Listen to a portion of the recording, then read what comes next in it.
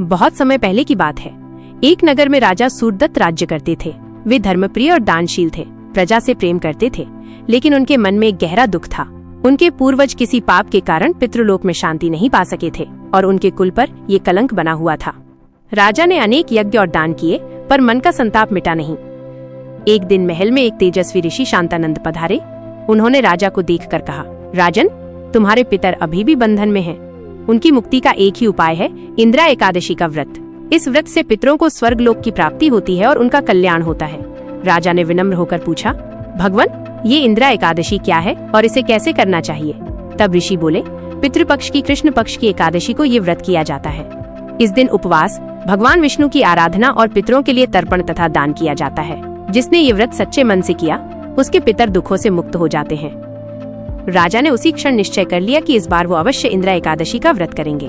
पूरे नगर में उन्होंने आदेश दिया कि सब लोग अपने घर साफ करें, दीपक जलाएं और पितरों की शांति के लिए प्रार्थना करें। महल और मंदिर सजाए गए, जगह जगह भजन कीर्तन होने लगे और ब्राह्मणों को आमंत्रित किया गया। एकादशी के दिन राजा ने प्रातःकाल स्नान किया, श्वेत वस्त्र धारण किए और भगवान विष्णु की मूर्ति के सामने बैठकर प्रार्थना की, हे नारायण, मेरे पूर्वजों को मोक्ष प्रदान करें। पूरे नगर में लोग उपवास कर रहे थे और संध्या समय तर्पण एवं पिंडदान हो रहा था। ब्राह्मणों को भोजन कराया गया, गरीबों को अन्न और वस्त्र दान किए गए और गायों को चारा तथा जल पिलाया गया। उसी रात एक अद्भुत घटना घटी। राजा के सामने अचानक दिव्य प्रकाश फैला और उसमें से उनके पूर्वज प्रकट हुए। उनके चेहरे पर दुख की छाया थी। उन्होंने कहा, पुत्र, हम पाप के कारण दुख भोग रहे हैं। केवल तुम्हारे व्रत और दान से ही हमें मुक्ति मिल सकती है। ये सुनकर राजा की आंखों में आंसू आ गए और उन्होंने और भी अधिक श्रद्धा से पिंडदान किया, तुलसी, चावल और घी अर्पित किया। जैसे ही विधि संपन्न हुई, पूर्वजों का मुखमंडल तेजस्वी हो उठा।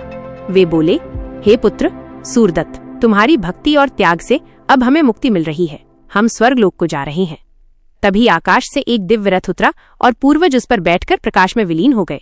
महल और नगर में ये दृश्य देखकर सब लोग विस्मित रह गए और प्रसन्नता से गा उठे, जय श्री विष्णु। राजा ने नम्र होकर प्रतिज्ञा की, आज से मैं प्रतिवर्ष इंदिरा एकादशी का व्रत रखूंगा और अपने राज्य में ये संदेश फैलाऊंगा कि पितरों की शांति केवल सच्चे उपवास, दान और ईश्वर की भक्ति से ही संभव है। इस प्रकार इंदिरा एकादशी की कथा समाप्त होती है। ये हमें सिखाती है कि पितरों के प्रति कर्तव्य निभाना, दान करना और भगवान में श्रद्धा रखना ही सच्चा धर्म है। जो भी भक्त इस दिन उपवास करके भगवान विष्णु की पूजा करता है और पितरों का तर्पण करता है, उसे अपार पुण्य और पूर्वजों की कृपा प्राप्त होती है।